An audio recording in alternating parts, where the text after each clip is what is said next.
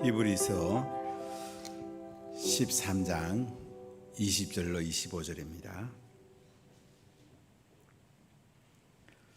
히브리서 13장 20절부터 마지막 25절까지 한 목소리로 봉독하겠습니다.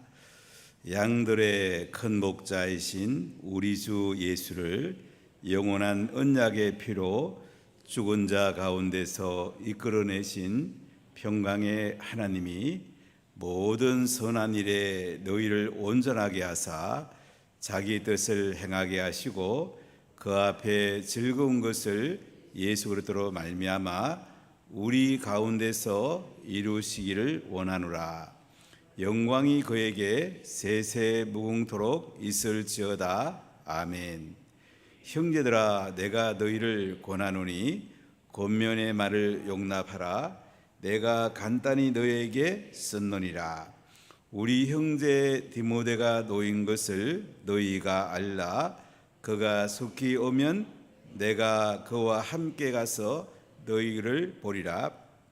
너희를 인도하는 자들과 및 모든 성도들에게 문안하라. 이탈리아에서 온 자들도 너희에게 문안하느니라.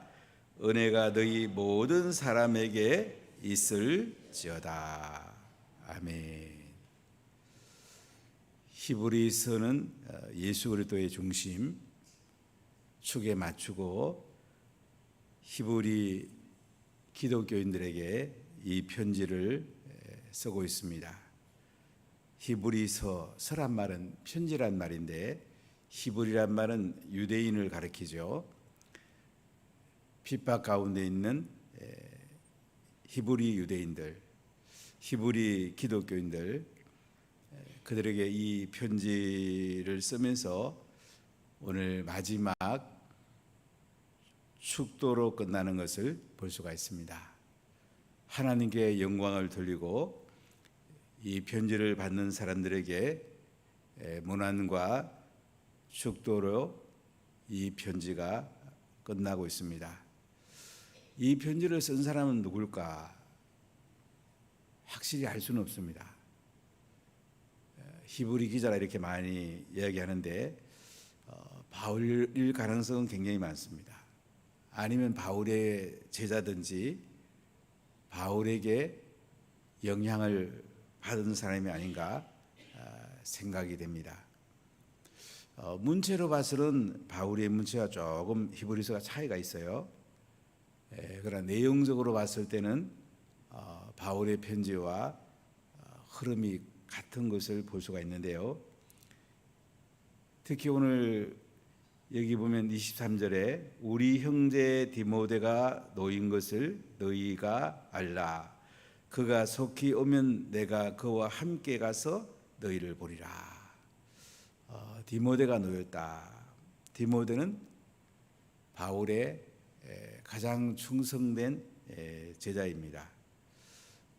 지난번에 피터 티모마이가 왔는데 선교지에서 저한테는 디모데 같은 사람이 피터 티모마이라고 이렇게 말을 할 수가 있는데요. 바울이 기른 사람 중에서 가장 신실하고 믿을만하고 중요한 일을 부탁할 때에 바울은 디모데에게 부탁을 했습니다. 그리고 바울은 디모데가 잘 살아가도록 멘토링 해주고 잘 세워갔습니다. 바울이 1차 감옥에 있을 때에 디모데가 함께 감옥에 있으면서 바울을 섬겨주었습니다. 같이 감옥에 있는 거 쉬운 거 아니잖아요. 정말 신실한 제자인 걸 볼 수가 있습니다. 1차 감옥에서 바울이 풀려났을 때에 바울은 빌립보로 갑니다. 그리고 디모데를 에베소 교회로 보내서 목양하게 하는 것을 볼 수가 있습니다. 2차 구속되어서 바울은 지하 감옥에 있다가 마지막 AD 67년경에 68년으로 보는 분도 있습니다. 이제 바울은 이 머리가 도끼로 찍혀서 순교하게 됩니다.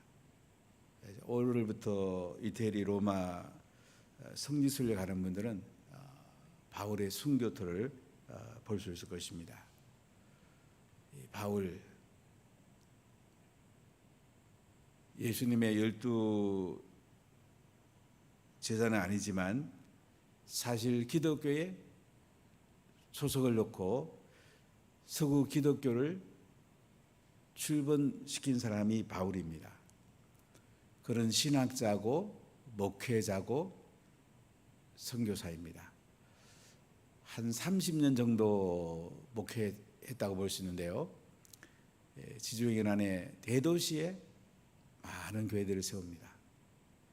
그리고 그 대도시에 온 사람들이 또 자기 지방으로 가서 교회를 세우고 지중해 안에 한 2천만 가까운 사람들이 바울을 통해서 복음을 들었지 않았겠나 이렇게 성경학자들은 봅니다. 인도에서 안강희 선교사가 한 1억 명 이상의 복음이 전해졌다는 것은 참 대단한 일이죠. 피드 투 유마이를 통해서 2035년이 되면 한 3천 교회가 세워지게 될 것입니다. 참 하나님이 하시는 놀라운 일들이죠. 하나님은 바울과 디모데를 아주 존귀하게 사용했습니다. 여러분의 디모데는 누구입니까? 우리에게는 바울 같은 멘토가 중요하고요. 디모데 같은 멘티가 굉장히 중요합니다. 부모는 바울같이 좋은 멘토가 되고 자녀를 디모데같이 멘티로 잘 기를 때에 훌륭한 자녀로 길러낼 수가 있습니다. 가정식탁 예배를 통해서 자녀를 디모데같이 길러낸다면 성공적인 부모가 된다고 볼 수 있죠. 참 바울은 늘 디모데를 위해 기도했고 또 디모데를 위해서 늘 모난하고 있는 것을 볼 수가 있습니다. 자, 23절 다시 한번 보세요. 우리 형제 디모데가 놓인 것을 너희가 알라. 그가 속히 오면 내가 그와 함께 가서 너희를 보리라. 자, 바울은 디모데가 이제 놓인 것을 이 편지를 받는 사람들이 알라고 하면서 그가 속히 오면 내가 그와 함께 가서 너희를, 이 편지 받는 사람들을 보겠답니다. 편지 받는 사람은 도대체 어느 지역에 있을까요? 팔레스타인, 지금 가나안 땅, 지금 이스라엘 땅으로 보는 사람도 있지만은 대부분의 사람들이 로마 북원이 아닐까, 로마 북원의 유대인 디아스포라가 아닐까 이렇게 많이 생각합니다. 그래서 유대인들은 그 당시 흩어져서 많이 살았습니다. 그 디아스포라 유대인들에게 그 중에 물론 기독교인들이죠. 바울은 디모데를 데리고 가겠다 이렇게 마지막 문안하는 것을 볼 수가 있는데요. 이 히브리서는 오늘 22절에 보니까 편지이면서 또한 설교이기도 합니다. 자, 22절 한번 읽어볼까요? 형제들아, 내가 너희를 권하노니 권면의 말을 용납하라. 내가 간단히 너희에게 썼느니라. 권면의 말을 하고 있다는 것입니다. 간단히 썼다고 말합니다. 히브리서를 읽어보면 1시간 정도면 읽을 수가 있습니다. 읽기 쉬운 편지는 아니죠. 왜냐하면 구약에 많은 배경을 가지고 있어요. 율법이나 제사나 이 대제사장 얘기도 나오고 구약에 있는 여러 인물들이 등장합니다. 구약을 잘 아는 사람이 히브리서를 잘 이해할 수가 있습니다. 그렇기 때문에 히브리서를 읽으면서 우리는 바울이 또는 히브리 기자가 겉면을 말을 하고 있다. 참 어려운 시기니까요. 예수님 믿는 것 때문에 전 재산을 다 내놓아야 되고 생명을 내놓아야 되는 이런 어려운 시절이니까요. 이 편지를 쓰면서 얼마나 마음이 절절했겠습니까? 우리가 이 땅에 살면서 시간과 재정과 에너지를 잘 분배하는 것이 굉장히 중요합니다. 특히 재정 같은 경우에 죽은 뒤에 남겨두면 뭐 하겠어요? 이 땅에 살면서 선교 현장에 잘 흘러가게 해주고 우리 주변에 또 하나님 나라를 위해서 잘 흘러가게 하는 것이 잘 배분하는 것이 굉장히 중요해요. 그러면 예수님 앞에 가면 간증할 게 많잖아요. 우리 시간도 마찬가지예요. 원태하고 그냥 어영부영하다 보면 그냥 인생 마칠 때가 될 수 있어요. 마지막까지 복음 전하고 마지막까지 기도하고 마지막까지 하나님 나라를 위해서 시간을 쓰고 에너지를 쓰는 거 참 복된 것이죠. 뭐 인생의 은퇴가 어디 있습니까? 마지막까지 예수님과 함께 우리는 하나님 나라를 세워가는 거죠. 우리가 게을르고 나태할 시간이 어디 있어요? 마지막까지 예수님 바라보고 우리가 달려가는 거죠. 자, 그런데 오늘 보면 24절에 이런 말씀이 나옵니다. 너희를 인도하는 자들과 및 모든 성도들에게 문안하라. 이탈리아에서 온 자들도 너희에게 문안하느니라. 너희를 인도하는 자들. 교회 물론 다 중요합니다. 말씀을 일러주는 사람이 중요하다고 그러죠. 말씀을 일러주는 사람들. 교회에서 마을장과 셀리더십이 제일 중요합니다. 말씀을 일러주니까. 세론들을 디모데와 같이 우리 자녀와 같이 잘 길러낸 거 가장 복이 있죠. 너희를 인도하는 자들, 말씀을 먹여주고 너희를 돌봐주는 사람들 및 모든 성도들에게 문안하라.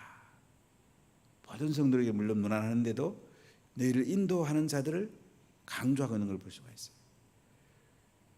교회 학교에서 자녀와 다음 세대를 잘 인도하는 사람들 참 복이 있습니다. 잘 인도하려면 말씀을 잘 알아야 돼요. 말씀을 잘 배워야 돼요. 부모가 자녀를 잘 인도하려면 말씀을 잘 배워야 돼요. 교회 리더십들, 우리 장로님들, 우리 안수 집사님들, 권사님들은 영혼을 잘 돌보고 말씀을 잘 일러주라고 세운 직분이에요. 직분 개념을 잘 이해해야 돼요. 목양 장로 개념 가지고 이렇게 잘 설명하는 분도 계신데요. 우리 직분 중은 딴 거 아니에요.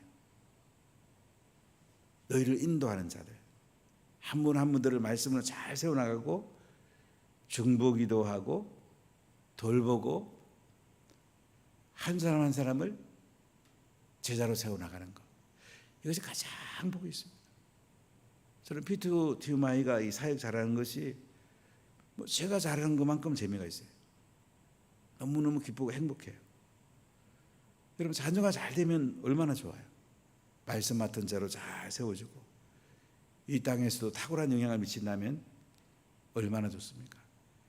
너희를 인도하는 자들과 및 모든 성도들에게 문안한다.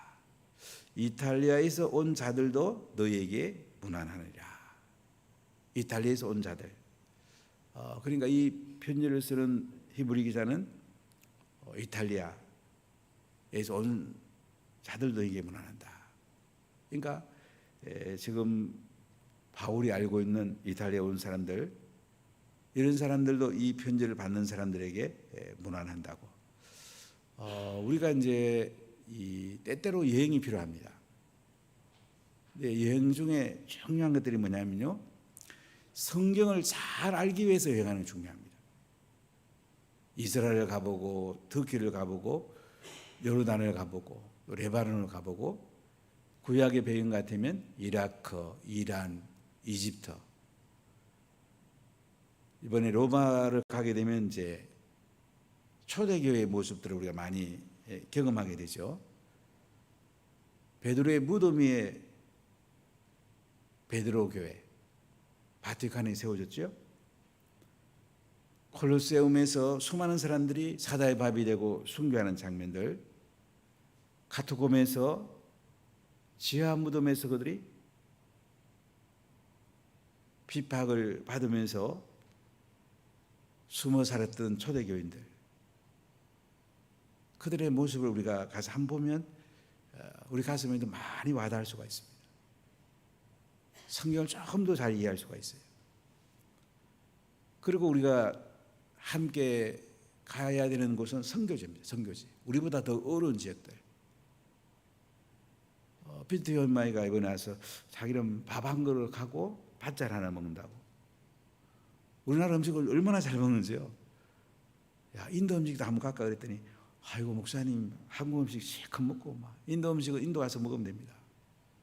밥 한 그릇 넣고 그냥 반찬 하나로 먹는데요. 참 어렵게 살죠. 그래도 영혼을 구원하기 위해서 얼마나 뛰어다니고 얼마나 아름답게 지정을 쓰는지 그 친구는 아무리 써도 아깝질 않아요. 참 귀하게 쓰고 참 아름답게 쓰고 있습니다. 몇 년 전에 저에게 오셨던 그 쿠마비, 베닝의 쿠마비 소식을 박우원 선교사님 종종 영상으로 이렇게 보내주는데 그 기도원을 잘 건축을 했습니다. 저는 그 2,000명 들어가는 기도원을 1억도 안 되는 거 증거고 굉장히 충격을 많이 받았어요. 보통 사람 같으면 이제 뭐 이렇게 맡기면 쉽잖아요. 그런데 기술자 딱 3명 사가지고 교회에 있는 사람 가운데 그런 은사 있는 사람이잖아요. 그런 사람 배워가면서 건축을 하는 거예요. 그리고 온 교인들이 무료 봉사 가서 예배드리고 저희들은 피자 먹고 있는데 그분들은 1시까지 일하고는 밥 못 먹고 집에 가는 거예요. 그러면서 그 기도원을 짓더라고요. 참 돈을 가치게 쓰더라고요. 한 1억도 안 들어갔는데 그 2,000명이 들어가는 기도원과 부속 건물을 짓는 거 보고 참 많이 감동을 했어요. 아, 이렇게 하는 게 선교구나. 바울은 수많은 사람들을 키우고 또 인도자를 키우면서 어려움 당한 이 히브리 성도들에게 이 편지를 하면서 마지막 무난 인사를 서로 하는 걸 볼 수가 있는데요. 오늘 본문 가운데 이제 20절과 21절을 보면 위대한 축도라고 그럴까요? 평강을 빌은 축도라고 그럴까요? 하나님을 높이고 예수님께 세세명도록 영광을 돌리는 것을 볼 수가 있습니다. 자, 우리 20절 같이 읽어보겠습니다. 양들의 큰 목자이신 우리 주 예수를 영원한 언약의 피로 죽은 자 가운데서 이끌어내신 평강의 하나님이, 양들의 큰 목자이신 우리 주 예수를 영원한 언약의 피로 죽은 자 가운데서 이끌어내신 평강의 하나님이, 양들의 큰 목자라는 거죠. 누가요? 우리 주 예수, 양들의 큰 목자라고. 예수님은 6월절 어린 양으로 십자가에 못 박아 죽임당하시고 그 예수님은 양들의 큰 목자시다. 양들을 돌보고 양들을 이끌어가고 양을 위해서 생명을 내놓으신 양들의 큰 목자이신 우리 주 예수를 영원한 언약의 피로 하나님께서 예수님을 이 땅에 보내시고 십자가에 피 흘려 죽으시면서 우리를 구원하신 것, 이것은 하나님과 예수님과의 영원한 언약의 피란 말이죠. 성부 하나님과 성자 예수님 사이에 언약을 맺으셨어요. 하나님 보좌 우편에 앉아 계시던 예수님, 하나님의 아들을 죄와 허물로 말미암아 심판받고 지옥 가야 되는 우리를 살리기 위해서 인간의 몸으로 이 땅에 보내셨죠. 이것은 성부 하나님과 성자 예수님 사이에 영원한 언약이 필요한 거죠. 죽은 자 가운데서 이끌어내신 하나님께서 죽은 자 가운데서 예수님을 이끌어내셨습니다. 부활시켰습니다. 그 하나님은 평강의 하나님이세요. 여러분 신비하잖아요. 십자가에 죽으시고 부활한 예수를 믿고 나면 하늘의 평강이 찾아오죠. 참 놀랍죠. 세상 사람들이 알 수 없는 놀라운 평강이 우리 속에 꽉 차잖아요. 참 신비하잖아요. 참 예수님의 피는 참 놀라운 피죠. 하나님과 우리 사이에 아담과 하와가 범죄함으로 원수 관계였는데 예수 그리스도의 피로 말미암아 영원한 언약의 피로 말미암아 이 원수 관계가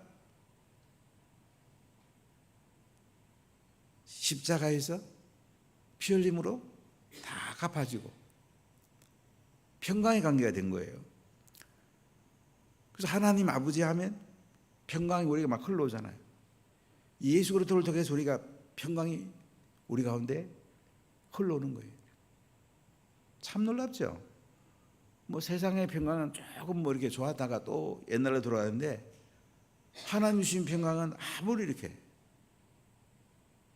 생각해봐도 좋고 묵상해봐도 좋고 우리 평강을 누린다는 게 참 대단하죠. 자, 우리 20절 다시 한번 읽어봅시다. 양들의 큰 목자이신 우리 주 예수를 영원한 언약의 피로 죽은 자 가운데서 이끌어내신 평강의 하나님이. 자, 21절 같이 읽습니다.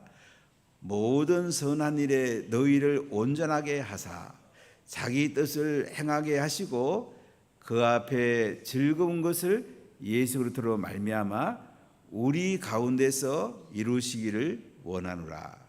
영광이 그에게 세세 뭉토록 있을지어다. 아멘. 모든 선한 일에 너희를 온전하게 하사. 예수님이요 모든 선한 일에 우리를 온전하게 했답니다. 예수님을 믿어야 온전하게 됩니다. 예수님이 십자가에서 다 이루었다. 죄값을 다 갚아주셨잖아요. 그 예수님 안에 있으면 우리가요 온전하게 돼갖고 하나님의 형상을 닮아가게 돼요. 모든 선한 일을 너희를 온전하게 하사 자기 뜻을 행하게 하시고 예수님을 통해서 하나님이 하나님의 뜻을 행하셨단 말이죠. 예수님은 하나님의 뜻을 행하러 오셨다고 그러잖아요. 예수님은 할 수 있으면 십자가 피하고 싶었어요. 그러나 내 뜻대로 마옵시고 아버지의 뜻대로 되기를 원합니다. 이게 우리의 신앙이에요. 우리의 신앙은 우리가 하고 싶은 건 너무 많죠. 내 뜻대로 하고 싶은 게 보통 죄인들의 속성이잖아요. 내 뜻을 내려놓고 하나님의 뜻대로 살아가는 거. 이게 예수님을 따라가는 거죠. 하나님의 뜻을 알려면 우리가 성경을 정확하게 알아야 돼요. 하나님은 예수님을 보내가지고 하나님의 뜻을 행하게 하시고 그 앞에 즐거운 것을 예수 그리스도로 말미암아 우리 가운데서 이루시기를. 예수님이 십자가에 피를 죽으실 때에 부끄러움을 참으셨다고 그랬어요. 많은 조롱과 희롱을 받으셨어요. 기쁨을 위해서 십자가를 참으셨단 말이죠. 부끄러움을 참으셨다는 거죠. 하늘의 즐거움, 하늘의 기쁨, 그 은혜가 우리 속에 예수 그리스도로 말미암아 우리 가운데서 이루어지기를 원하노라. 참 놀랍죠. 예수 그리스도 안에서 하늘의 평강이 우리에게 흘러들어오고 예수 그리스도 안에서 하늘의 즐거움이 우리 속에 흘러들어오는 거예요. 하늘의 즐거움을 증가시키는 게 뭘까? 종종 이렇게 한번 묵상해 봐요. 기도할 때 하늘의 즐거움이 증가되잖아요. 예배드릴 때 하나님의 그 은혜와 즐거움이 증가되고, 또 복음 전할 때 하늘의 즐거움이 증가되고, 또 우리가 선교하면서 물질을 들여도 선교하고 제자를 삼고 이런 데를 보면 하늘의 즐거움이 막 밀려오잖아요. 시간을 하나님 나라를 써보면 이 즐거움이 막 밀려오잖아요. 우리는 땅에 있지만은 마지막 하늘을 바라봐요. 믿음의 주요 온전케 하시는 예수님을 바라보라고 그래요. 십자가에서 거역한 일을 참으신 예수님을 생각하랍니다. 우리에게 즐거움을 주려고 이렇게 예수님은 십자가에서 피를 흘리셨습니다. 자, 그래서 이렇게 말씀합니다. 영광이 그에게 세세무궁토록 있을지어다. 영광이 예수님께 세세무궁토록 있을지어다. 우리 인생은 마지막 영광을 하나님께, 예수님께 돌리는 것이 가장 복 있는 인생입니다. 어떻게 하면 내 인생을 하나님의 영광을 위해 살아볼까? 어떻게 하면 하나님이 최고 영광받는 인생을 살아볼까?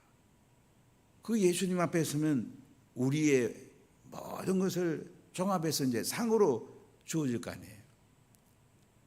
결론은 하나님께 영광이 되느냐? 우리가 부족할 수도 있죠. 항상 중심이 하나님께 영광이 돌려졌냐? 말 한마디, 내 삶의 한 조각 한 조각이 다 어우러져 가지고 하나님께 얼마나 영광이 돌려졌냐? 이게 중요한 거예요. 그래서 히브리서를 히브리 기자가 마치면서 영광이 그에게 세세무궁토록 있을지어다. 아멘. 자, 우리 마지막 25절 같이 읽어보겠습니다. 은혜가 너희 모든 사람에게 있을지어다. 은혜가 너희 모든 사람에게 있을지어다. 마지막 축도로 마치죠. 하나님의 은혜, 예수님의 은혜가 너희 모든 사람에게 있을지어다. 제일 완전한 형태의 그 바울의 축도를 보면 하나님의 사랑과 예수님의 은혜와 성령의 교통하심이 너에게 있을지어다. 이렇게 말씀으로 축도하는데요. 히브리 기자는 그에게 세세무궁토록 영광을 돌리고 은혜가 이 편지를 받는 사람에게 있기를 축복하면서 이 편지가 마쳐지고 있습니다. 우리 인생의 가장 결론은 뭘까요? 십자가에 피 흘려 죽으시고 부활하신 예수님께 얼마나 영광을 돌리셨을까? 그 은혜를 또 다른 사람에게 얼마나 전할 수 있을까? 그것이 가장 큰 은혜요, 가장 큰 복이죠. 기도하겠습니다. 하나님 감사합니다.